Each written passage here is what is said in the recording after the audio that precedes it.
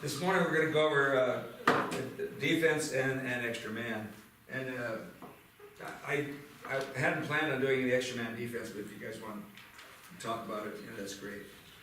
But just on the front court defense, I covered a little bit of it yesterday when I talked about that end zone. But you have to have a defensive philosophy as a coach as well as an offensive philosophy. And I've always, the two things I emphasized probably more than anything was defense and counter. And actually one leads to the other, so the two really do go hand in hand. And I'm a firm believer that if you play good defense, the offense, offense pretty much takes care of itself. Kids love to shoot the ball, they love the offense, and you don't have to motivate them, to play offense. But you do have to motivate them to play defense and to counter. So as a coach, this is your selling job. Besides in the movement system, that's not going to be too hard to get them motivated to do that. But you have to motivate them to play defense, and you have to stress the importance of it and what it can do to help you win games. So I really think that especially if you're playing a team that's better than you are, and if you can play good defense and keep the score down, then you got a chance to beat them. And if you can, again, if you're in better shape than they are, and you can counter the heck out of them and press them, so that's the first thing you want to do is you want to pressure the team. And even the good teams, that you might play against like a modern day or something like that. You still, if you can put some pressure on them, it takes them out of their routine, takes them out of what they like to do on offense. So, and this is when I said that I felt Stanford really, could have won the NCAAs this year if they would have put a little pressure on USC. They just didn't put any pressure at all. So the first thing we want to do is we want to disrupt their offense, and we don't want to make it easy for them to get the ball down the court. So that's why I like to press on the counterattack. The other thing I want to do with my defense is I like to force turnovers. And I always use my last year at Stanford as an example, is that we got a lot of counterattack goals by pressing and playing the lane and just putting a lot of pressure on them. They turn the ball over, they make a bad pass, we get a counterattack. We get 1 on nobody, 2 on 1, 3 on 2 counters, just from playing good defense. So we're forcing turnovers. One of the important things that we want to do in our defense is to delay the ball, get down the pool. So make them use the clock to get the ball down the pool. So we don't want to foul. We want to press without the foul. And the longer that they have to take to get the ball down the pool, the less time they have to run their offense.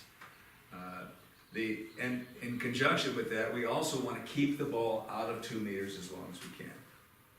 This because almost all teams, that's their goal: get the ball into 2 meters. So we're trying to stop what they want to do. They want to get the ball into 2 meters, and we're going to stop the ball from getting into 2 meters. And then the last thing I want to do is with the defense is I want to put my defenders in a position where they can counterattack. And this is why I talked about this yesterday. Why I don't, if I have to, I'll play a zone, but if I don't. If I can avoid it, I'm going to avoid a zone, because the zone completely takes you out of counterattack, and it just doesn't work that well. So I'll show you what we do to do all these things. So I've already talked about pressing the ball on the counterattack, playing in the passing lane. Now, the passing lane is.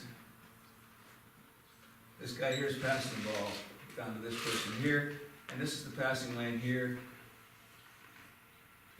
And whoops.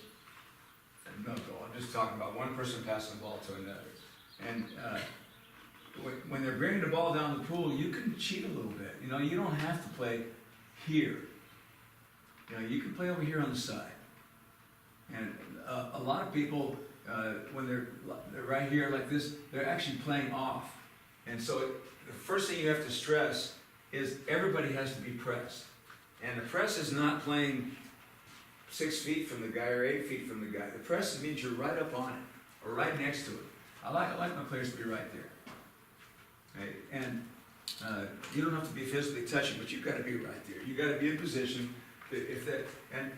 So if we're putting good pressure on this guy down here, and he doesn't have a free pass, if he has a free pass, he's going to make a pretty accurate pass. But how many times have you seen this pass, and the ball goes down here, and it lands right here? You know, and that's a face-off pass. You know, both players can get that pass. So if it's a perfect pass and the ball lands over here, you're not going to be able to jump in front and steal that. But you know, there's 8 or 10 times during the game, maybe even more than that, where that pass is not a perfect pass, and you have a chance to jump in front and steal it. And then if you jump in front and you steal it, and the ref calls a foul, fine. You know, you just lay the ball there, you come back and you cover up. Well, it's better you're applying pressure to the ball, the less likely it's going to be a perfect pass, too. That's true, yeah. I mean, the pressure on one end leads to that lane defense on the other end being successful. The only place you're going to get burned if you're right here is if the ball gets overthrown in this area. But you know what? You're even with the guy. So he's still got to turn around, and both of you turn around. He has to go after the ball. He gets to the ball. When he gets to the ball, you still can get good defensive position on him. So that's not that much of a risk, you know, playing in that passing lane. But you have to. This is something that you have to insist on. This pressure. You need all 6 defenders pressing. Everybody. You can't have one guy off or 2 guys off. It messes up the whole defense, because as soon as you play off of one person, sure enough the ball will get there, and then you've lost your press. So we really need to press everywhere in the pool, and you have to stay near you. You know, kids have a habit of coming down the pool on defense on their backs. There's a guy swimming down here, there's a guy swimming down here, and they're playing halfway in between. And I just hate that. You're guarding water. You're not guarding anybody. You know, that person gets the ball, they can throw it over there. You're not guarding either one of them. So this takes all the decision making out of their hands in that situation. It's a simple press the ball, or just press everywhere in the pool. Don't play off of people. Don't worry, because they're always worried about somebody coming down the pool free, and I'm going to have to help in. If you press, you don't need to help in. Right? If you press, you don't need to help in. Once in a while, you press, maybe the ref will call a foul, and they'll make that pass. But you know, if you can just delay that ball for a couple of seconds, we're going to be able to catch up on the free man. So now the next thing is we want to front the wings. We want to front 2 meters. Now this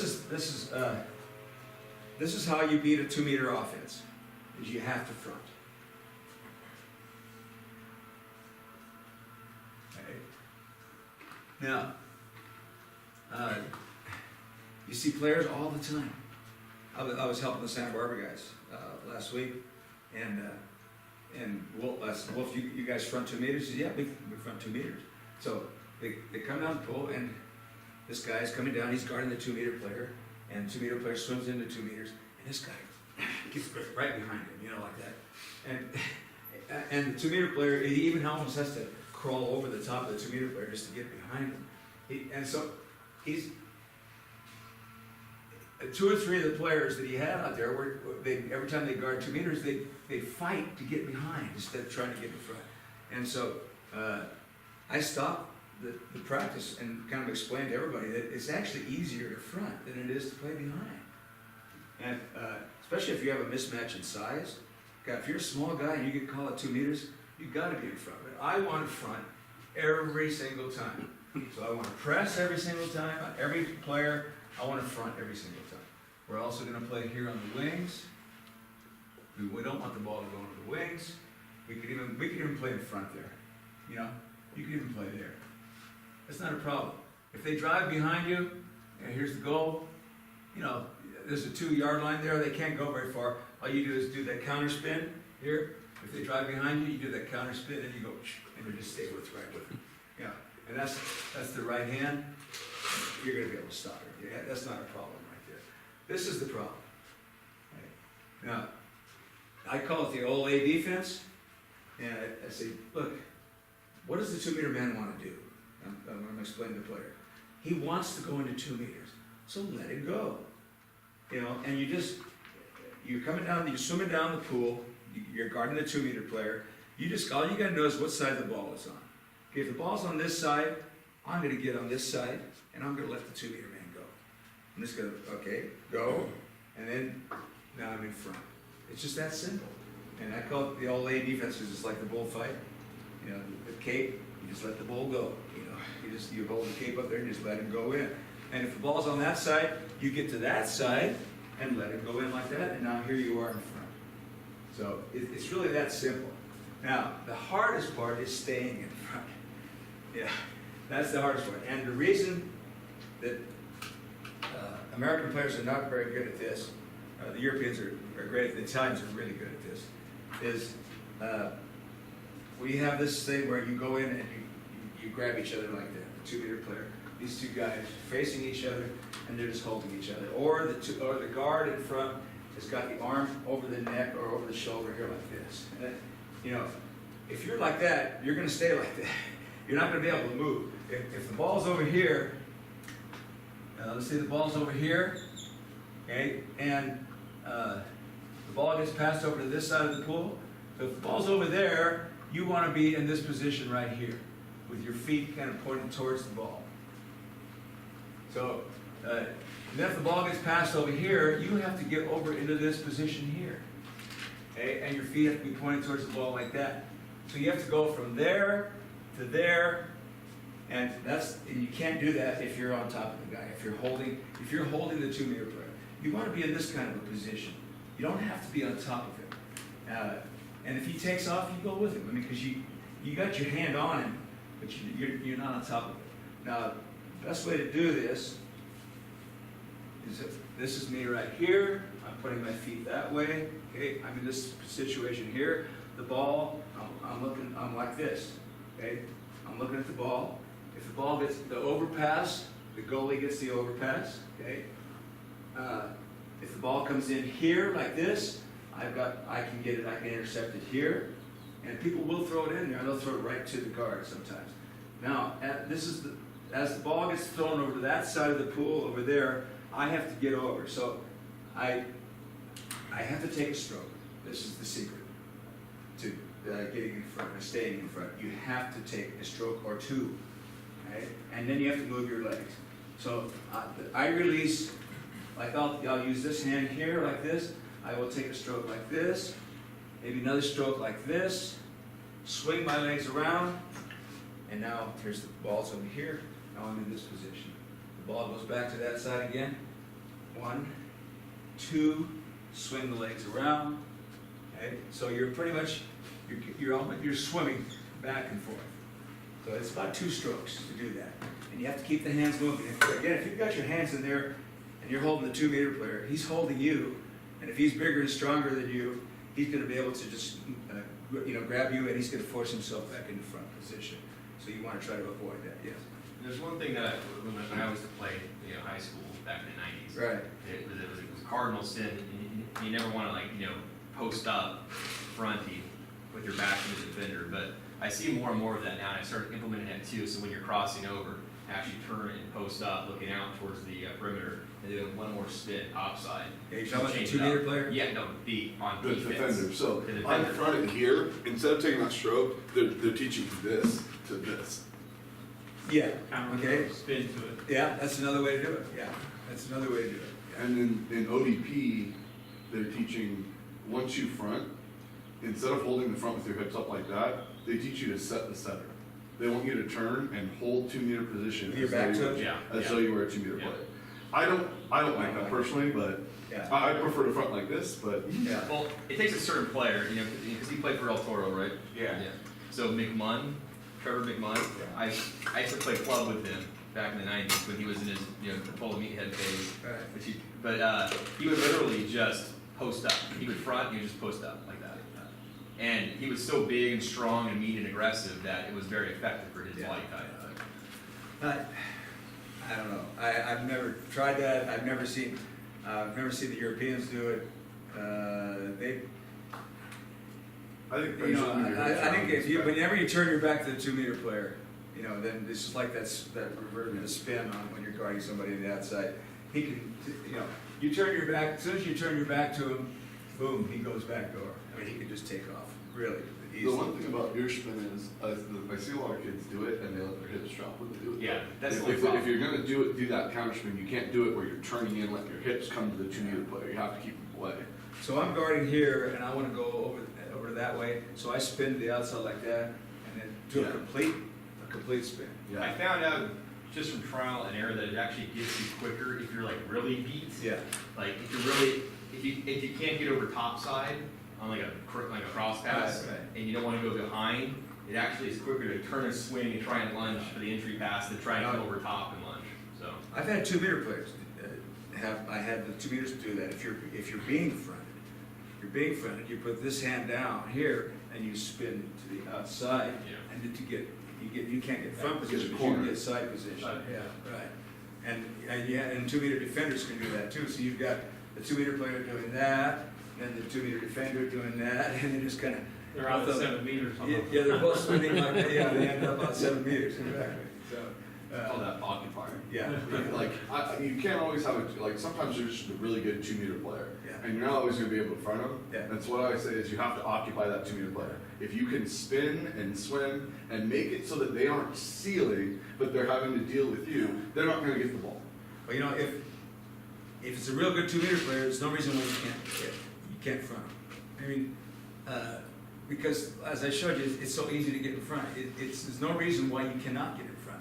Otherwise, you could get in front if he stops out at 5 meters. Yeah. You know, and then and that's kind of a rule too. If the 2-meter player kind of pushes you out, you're about 4 or 5 meters, then you're going to get behind, and you're not going to hold that forever. But now, have you tried both of those methods, like this one here, where you take the stroke and swim, or the outside spin? Which one works better? Our base package on it is just the strokes, basically. I always teach hard strokes through, spin your hips back around, and go front. Yeah. I'm just saying, like, if you're really, really beat, it's a alternative, because sometimes a good 2-meter player, if they're gonna kick it down towards like the 1, and you're just swimming topside, just gonna come out and grab right here, and then spin inside, and then you get the entry in. So I just try and teach several different methods, so if there's a certain hit position or sequence, they can change it up on.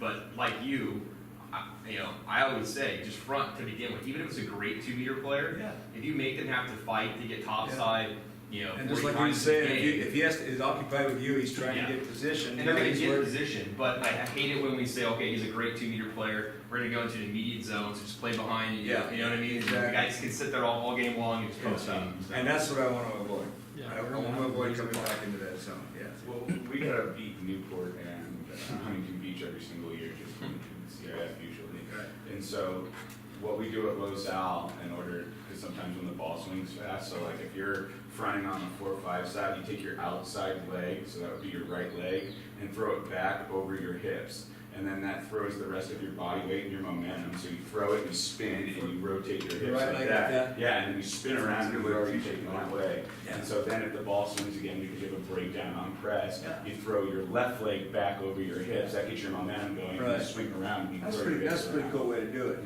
Is to swing like that. Because you can cover a lot of ground when you throw Yeah. your. Yeah. But the big thing is, and what kids will do is they'll drop their hips, and a good 2-meter man will spin in and he'll hook your hips. Exactly. So when you're teaching that move, your ass needs to be on the surface and your legs need to be on the surface, and you throw your leg first, you get your momentum rolling, and then boom, you throw your upper body around. Yeah, I like You're that. right there in position. Yeah, that's a cool way to do it. It's interesting, 'cause I use with my kids, when they change directions from the front, we wanted to try to get that foot up there as well, once they practice that, going on a turnover situation, that they are much quicker with that. Because the strokes work great when your press is great, Yeah. and it's working from one position to another, but when you have that knucklehead out in the He's not perimeter, pressing, and the yeah. ball goes from 4 to 2, I mean, if the ball goes from 4 to 1, you're screwed anyway. Yeah. But if the ball goes from 4 to 2, you can use this move to get yourself over in position quicker. You know, if I have a rule, if the ball goes to 1 or 6, or 1 or You're out. 5, I foul. You gotta foul. I mean, you just have to. It's inside 5 anyway, so you might as well just Yeah, go hard. you foul and bring the goalie up, and the goalie can stop that inside pass, so. And that's, I mean, I just saw, it's an NC2As, where, they were fronting here. Yeah, it might have been, no, it was the MPSF women's tournament. I forget what game it was. They were actually fronting here like this. And this player was right here, the ball was here. The ball went here. And this player came in halfway, just halfway. And this is an easy pass. Came right, the ball landed right there inside for the 5 meter or shot or something. Yeah, so that's, you know, again, unless you have a system where you have them, somebody dropping in at a certain place, everybody's got to keep fouling keep pressing until you want them to drop. Now, what a lot of teams will do now, and this kind of started maybe about 14, 15 years ago. Rudic kind of introduced this. This is what all the Europeans do, and probably what most people do here in this country anyway, is you lose position. You're behind now. And most teams will, and what I like to do is I like to bring the closest player, let's say the ball's here, the closest defender who's not guarding the ball, we're still in a press, but the closest defender who's not guarding the ball, let's see, it's probably this one here, will go in and drop back here. And then this player will drop back. Then when they pass the ball here, then this player drops back. So you're going from a press to a zone. Now, I would like to avoid this. And the time, how much time is left on the clock, dictates what I'm going to do here. If there's a lot of time left on the clock and we lose front position right away, then I have to come back into the zone. But if we have delayed the ball getting down the pool, we've delayed the ball getting in 2 meters, we've held front position for a long time, and now there's less than 10 seconds left in the shot clock, I'm not going to come back into a zone. I'm going to do an end zone. That's what I'm going to do, my end zone. So, and that situation, by the way, if you do get caught in this situation like this, before I go into going directly into the end zone, you can go indirectly into the end zone or directly into the end zone. Indirectly, you go from a three-person drop into the end zone. That's one way to do it. So let's say, I'll show you that right now. If you're in the zone here and now the clock is getting down to less than 10 seconds, you can drop this player all the way in, instead of just being out in front with the hands up, drop all the way in. That keeps the ball out of 2 meters. You bring balls here, let's say, you bring this player over here, attack here, you bring this player over here and attack here. That forces the ball over here, okay? And then, once the ball gets forced over there, this player, they're kind of playing in the gaps. This is kind of your end zone right here. And as I mentioned yesterday, you're given the shot here, okay? You drop this player in here. Hopefully there's a right-hander over here, that helps. Now we're getting down to 4 or 5 seconds left, okay? There's not a lot of time left. You can still press here. We don't need, because shot's not going to come from here. The shot's going to come from over here, okay? And again, I showed you this a little bit yesterday, but we've got the shots here are covered by these 2 players. They got their hands up. The shot to this corner is covered by that player right there. And actually, these guys will be that way a little bit, but they're going to, anyway, the goalie's going to be right here, okay? And this is where the shot's going to come from. And with little time left, this person here has to think about whether they can take the shot or not. If they do take the shot, you're going on the counter. Now, the other thing, again, to mess their minds up, we talked about this a little bit yesterday, is this guy just takes off, okay? And then if that person follows, then this guy takes off. All that time is time that they're not going to shoot the ball. The horn goes off, we end the shot clock, and they have to give the ball up. What do you do against the lefty? Pardon me? What do you do against the lefty there? The lefty right here. Yeah. You're going to have to give them the shot. This is the time where they might get a goal out of it. You're hoping that lefty, if there's a lefty there, I would take off here, and that person would have to think about taking that shot, because they, if they take a shot every time you take off. If you stunt at him and get him to hesitate and have the ball fake a little bit, and then Yeah, when you he's could stunt too. hesitating, Yeah. you go. That's going to take 2 to 3 seconds, and now he's shooting the ball 2 to 3 Yeah. seconds, and you're up 2 body lengths. But The you know, actual if player you're, all the way back in the zone can also shift more towards his side, so he's actually in a true shot blocking position on him, I guess, too, if it's a really good which shot. one is that? The guy that's all the way back. No, The drop it, it, you and shift yeah, way You can over, take the cross. all of that. you can take that, and then you can have your 2 meter defender take cross cage, him take another side of cross Yeah. cage, you have that dropped off player there. I mean, you're gonna funnel a shot to your goalie if you Yeah. really can't make that Well, stop. You have to make a decision here if you wanna stunt or you wanna take off. Maybe stunt and go. Yeah, you can stunt and then go, but if you stunt, there's a danger that the ball could be passed here. Could be ball passed to the center, and I don't want the shot coming from there. But you can also have the other guy sliding over at the same time as that This stun one here, happens, yeah, and you blindside could. him, and then you got a 2-on-0. You going in could, either direction. and the only thing I don't like about that is this player's a right-hander. This defender here coming over, you're attacking the left hand and they can still get the shot off. And so I would rather stay here, because I wanna avoid this cross pass here, I wanna avoid this cross pass here. Moving the goal. That's just, you know, what I Yeah. So wanna do. I do this a lot on the women's side, not the men's side, where anytime there's a foul at 2 or 4, if we have lost position at 2 meters, we drop back into this, and basically what I'm betting on is that by having that player, that 3X defender drop back and deny that pass at 2 meters, a lot of times that girl's gonna throw that pass in when I get a steal. Yeah, If the girl's smart enough to not make that pass and is looking to make a pass over, instead of having the guy who fouled drop back, you're having the girls slide over. Well, now you're bothering passes, and the best pass they have is all the way across the pool, which most girls can't make. So it gives you a chance to recover back into your press if you need to, and then which is certainly a lot easier if this is a right-hander. And if they take a direct shot, you're in a counterattacking lane. I mean, Yeah. I'll let a girl take a direct shot from 2 and 4. I mean, depending on my goalie.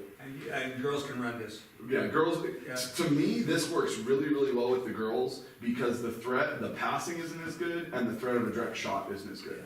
And so if you can get, like at Chafee this coming up here, I have 2 girls coming in who are about 6 feet tall. Yeah. Well, they're both gonna be playing at 2 and 4, Right. so that they're gonna be bothering those passing lanes with their length, and they both do like a 25, so they're gonna be, Yeah. Have you used this taken off? Yeah. Yeah. so it's one of those things, that when I run this in this 2S or 4S type of split, if it's less than 5 and there's that foul, when you gap over, you go. Yeah. If it's 10, 12 seconds, you gap over and you figure it out, and then you're looking to go. Yeah, the players really have to be aware of the shot, the Yeah. clock, they really have to be aware of that, so that's, there's a lot of things that happen because of the shot clock and the game clock, and a lot of your game awareness has to do with knowing the situation with both the shot clock and the game clock, so. And the other one, you can, if there's less than 10 seconds, when you've lost position, and you're in a press, you just go. And so, now, you're in a press, now you've lost position, here at 2 meters, and there's less than 10 seconds on the shot clock, you can go directly into the M. And again, your closest player, maybe this player's here like this player's way out here, you wouldn't want that player going back, it's too far to go. But here's the closest player, so you could drop that person in, this person could go over here and gap, and then this person can gap here. So, and a lot of it too depends where the ball is. So, and, the one thing about the M zone is the difficult part is if, in this situation like this, and I've dropped off, and the ball, and this person's just coming over to gap, if the ball gets passed right here, that's a pretty good shot right there. So what you do with these 2 defenders is really key on the M zone. These 2 defenders they have to be in position here that they can block this shot, or they can block this shot. Or if this person drives, that defender's gotta pick up the drive. If they drive across, but they shouldn't have time, hopefully they won't have time to drive across, but sometimes they might try to drive across, then when they come in here, okay, you have this defender here pick them up as they go through. This defender is behind, picks them up as they drive through, and then you're still in front. So at least you've got somebody taking care of over there. So the thing about driving across, if this person here drives across, this defender here cannot go all the way with him, because what they're doing is they're vacating this whole area, and they're leaving this person just one on nobody. If you can walk right in, there's nobody there to take them. So in that situation, you'd have to bring this defender out to take this shooter here, and then now you're opening up 2 meters again. So, the thing, and they call this handing off, where you hand off that driver to the defenders playing behind 2 meters, and pick them up as they go across. So, but hopefully this takes time. Again, this is the whole thing behind the end zone. If you give them enough time, they can beat it by doing all this driving and moving. But if there's not very much time left on the clock, they're not gonna have time to do all these things. The easiest way is that teams will do is they'll simply just, you're playing on the gap here, and this person would just take like 2 or 3 strokes, just get the ball in between defenders. Here's the defender here, and here's the defender here. If this defender doesn't follow, they can just go in right into that area, pass for the shot right there. So that's the easiest way to beat that. But, and again, if that person goes in there and takes the shot and misses the shot, okay, you still got this defender here, and you still got this defender over here that can take off on the counterattack. So, you know, again, you might get burned on this once in a while, but I really, as you mentioned yesterday, I firmly believe you're gonna get more out of these people on the counterattack. But they have to counter. Or I told you about Irvine, they did this and they didn't counter. Both the girls out there just turned around and looked back and see if the ball was in the goal or not. So, And a lot of that's gonna depend on the skill level of your goalies. yeah. Oh, exactly, yeah. You know, we haven't even talked And, about this. and hopefully you got some shot blockers in the way too, that they can channel the shot to where you want it to go. Now, there's one other thing you can do, it's a little more complicated. You can go back into a zone, you go into your zone, you can go back into a press again. So that's a little more complicated. College kids could do it, maybe JC kids could do it, and a good high school team probably could do it too. But so you're back here, you're in your zone here, okay? Let's see, kind of like that. Now this person drops all the way back, okay? You drop all the way back. This person comes out, okay? Now, it depends where you want to go out to. If you drop this person back, I would bring this defender over here, especially if the ball is there, okay? So now you're going there. Now, the ball gets passed over here. It depends how long it takes this person to get out and get out there. So if there's not enough time, now, so we move this defender over here, the ball gets passed to here. Okay. Now, if there's not enough time for this person to come out and pick them up, then you would have this defender go out and pick this person up here, and the person that was behind here goes out here to the wing. So it's a here, here first, then here, okay, then here, and then here. That's 4 moves. That's the hard way to do it. The easier way would go 3 moves, would be drop in, come over, and this person that's coming out, go out here. So it depends also if you have lefties or righties over here, but ideally, this is the person here that you would want to give a shot to, especially if it's a right-hander. And you're going to have to kind of do this ahead. You're either going to have to do it one way or the other. It's going to have to be a three-person move or a 4-person move. The thing I like about the 3-person or 4-person move is that the defender who comes out from the behind the 2-meter player doesn't have that far to go to get out here to the wing. And as they're coming out to the wing, they can always stop and get their hand up and try to block that angle shot. So you can do it even. A simple way to do it, it's even easier than that. And a simple way here would be to drop in here. So now you're fronted, okay? Oh, wait a minute, yeah, drop in here. You're fronted, oh, I'm sorry. You press out here, you press out here, you press out here, you bring this defender in here to front, and you bring that defender out there. So you just do an interchange between those two. So that's an easier way to do it. The danger of this is, as you're making this, you have to make sure that the person behind 2 meters does not leave until the wing defender arrives there. But if you do it where they're both caught in the middle, then the ball's here. You know, this person here can go back door, and you make the pass over here. Ideally, you would want to do this while the ball's out here. You probably don't want to do it when the ball's on the wing. Okay, because there's going to be that moment where they're interchanging here, where this person can make the pass, and the 2 meter player can go back door on you. So you want to do this little interchange here when the ball's over here. It'd be great if it was over here. So you press out on that person, then they pass the ball here, you press out on that person, they pass the ball over here, you press out on that person. So all that time it takes them to pass the ball from 2 to 3 to 4, you're doing your little interchange in there.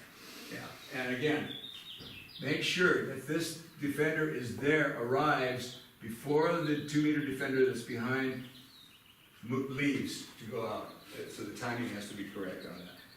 This might be a little easier to do than the 3-way thing and the 4-way thing. So you try both of them and see what works the easiest for you.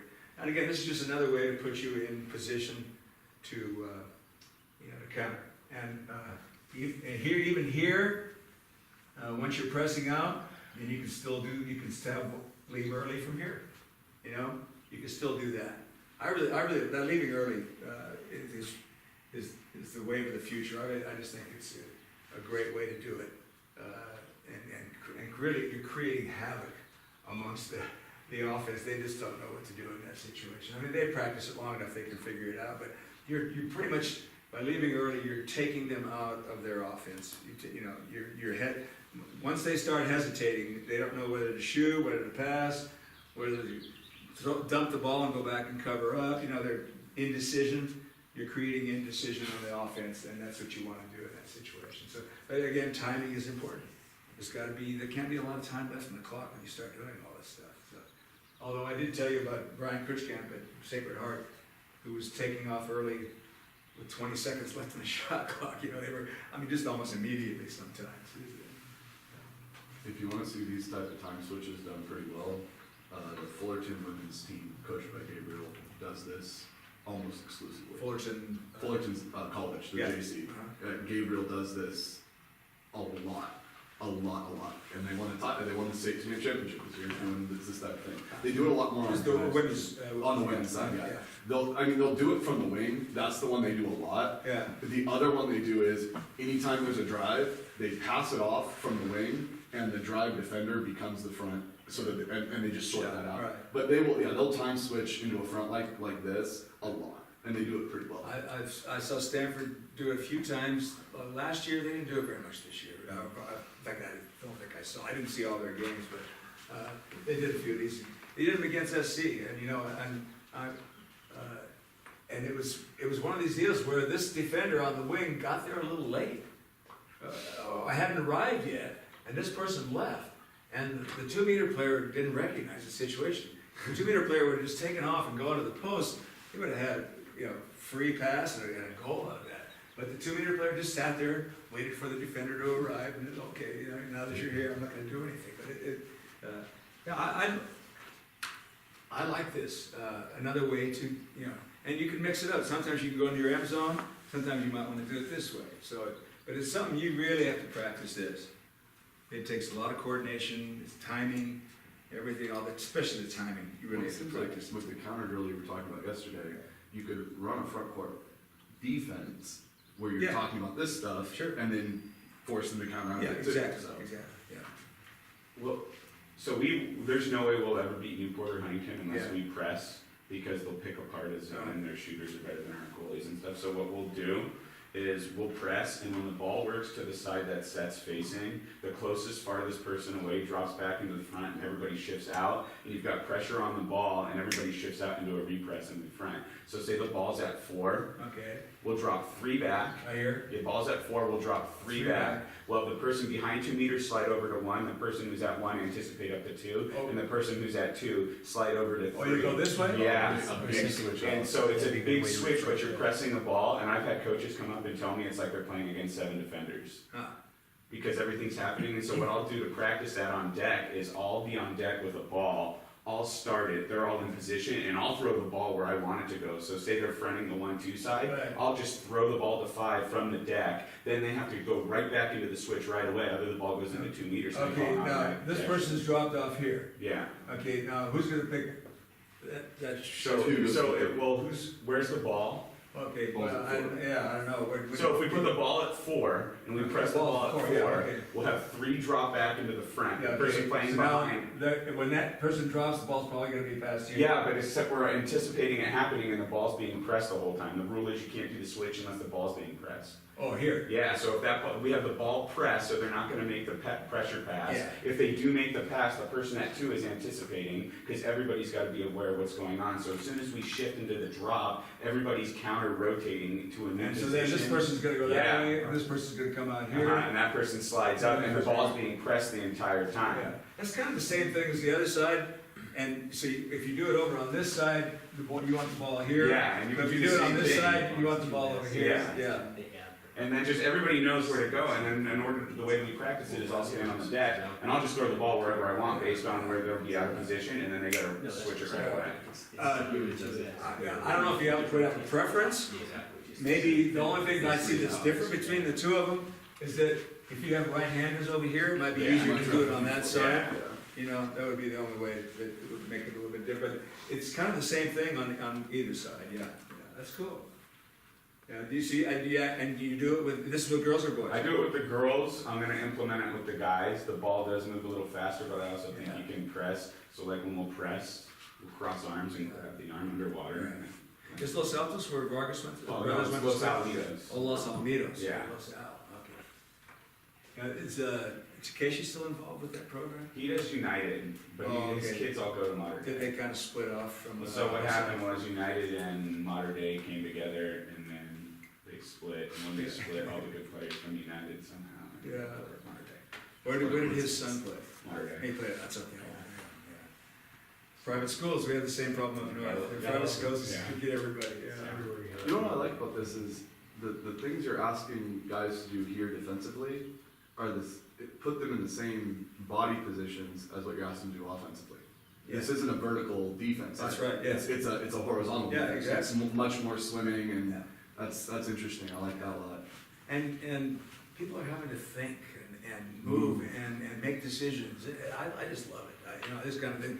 And you know, catching the pass, there's someone behind him who's right there. Yeah, who's gonna yeah. do it. You're just gonna bother them. I mean, you're not gonna make it so they're not taking shots, but the shots that you're allowing them to take, you know where they're gonna come from, and there's really not very many.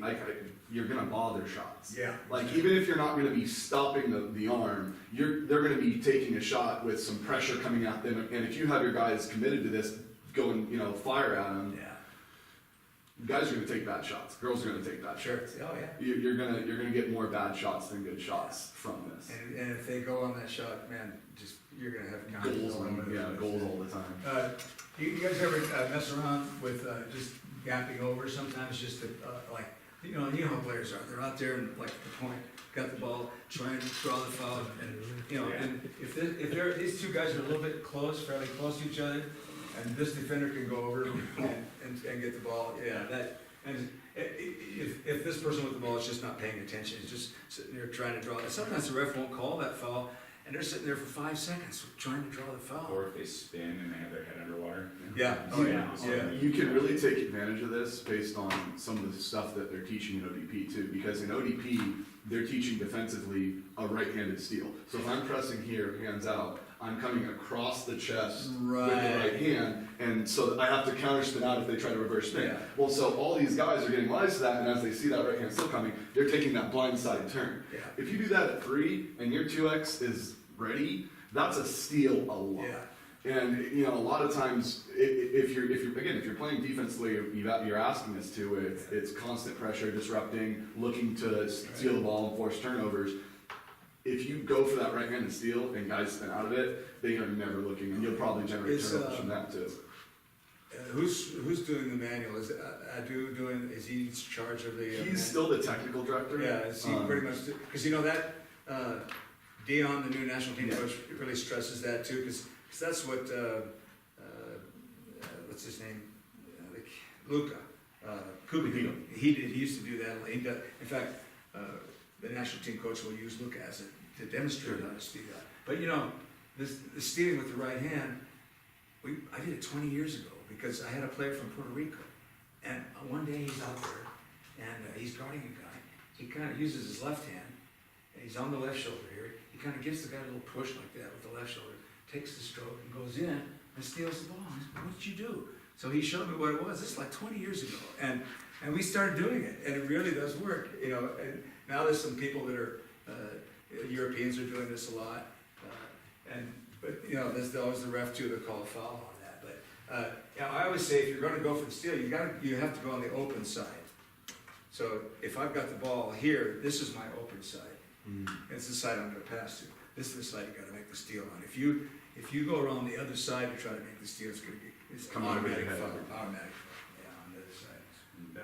But you know, I hate that when the guy's got the ball in his hand like this, and you go for the steal and you get the ball and you take a stroke and the referee blows the whistle. It cannot be a foul to dispossess someone of the ball. That's right. I can't tell you how many times I've yelled that. Yeah, right.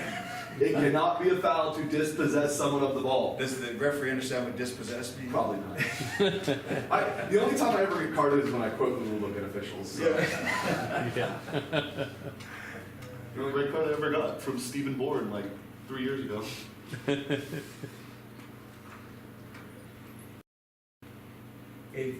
We talked about avoiding the foul. I really think coming in with high hands, and it's not as an effective of a press. You know, you'd rather be right on them. But if you come in with high hands, they're going to have trouble seeing where to pass the ball. And even if they do pass it, they got to pass it pretty high. You know, when you're coming in like this. If you're coming in like this, you know, they can still pass it over your head. If you're coming in with the high hands up here, same thing when you're helping over like that, you come over with high hands too. So their first reaction will be to try to pass the ball here. And so you're coming over there with high hands and they can make that pass. Yeah. On that perimeter foul, in this type of defense Right. system that you want to run, you want them to repress as soon as they can instead of doing anything to help back, correct? I mean, like, if there's a foul at 2 and we are pressed and have the front, Yeah. they just need to get the ball and go right back, right? You can do it as soon as you lose the front position, then you would do it right there, yeah. But otherwise, as long as you have the front, you just want to Yeah. repress immediately. And the thing about, again, the repress and the M zone, both of those, you're avoiding the zone. Yeah. You know, and that's just the way I am. I just don't want to, I want to be in the best position I can to counter, and that's why I remember when we didn't play zones. I remember, the first guy that ever played a zone was Whitey Sari and El Segundo, when they won thank God, and they won the national championships using the zone. He picked it up from the Europeans, because we always used to press, we never played zones. And we didn't have 6 on 5 either back in the day. Okay.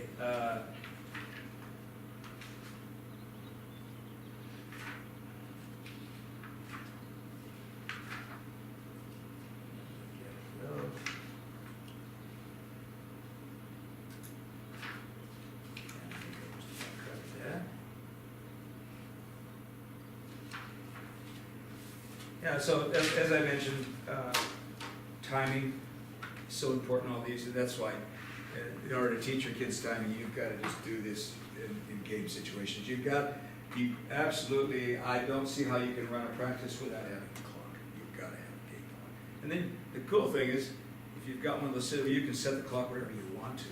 So you can create different situations by setting a certain, I used to, like that one-way counter thing, where we'd have players down here, and we're gonna do a one-way counter. I would put 10 seconds on the clock, and I would throw the ball in there.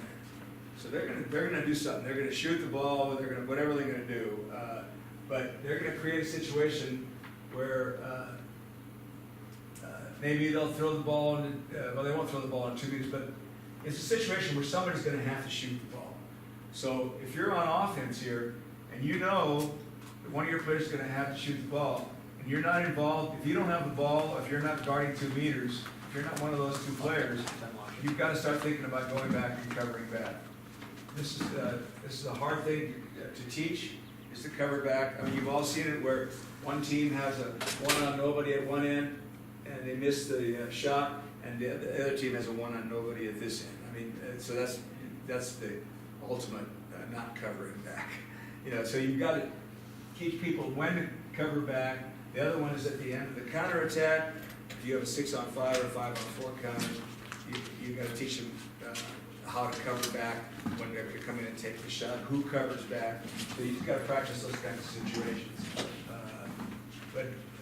But by using the shot clock, you can create a situation where they're going to have to shoot the ball. In a situation where they're going to have to shoot the ball, everybody's got to be aware of that and has to know when to start peeling back and when to cover up.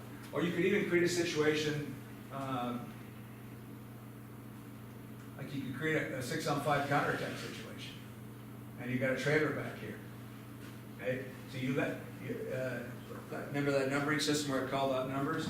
You can call out the 2-meter player's number. So now the 2-meter player is trailing down the pool, goes underwater and then trails down the pool. So here's your 2-meter player, coming down the pool, following this whole thing, and you tell, and you see, now you're going to set your little 3-3 instead of a 4-2, and you're going to instruct these players. I want you to go in and take the shot. Somebody's going to take the shot. You're going to make them take the shot, even if they don't want to. But make them take the shot. Now, here's the situation. Who covers? This person has to cover back. This person has to cover back.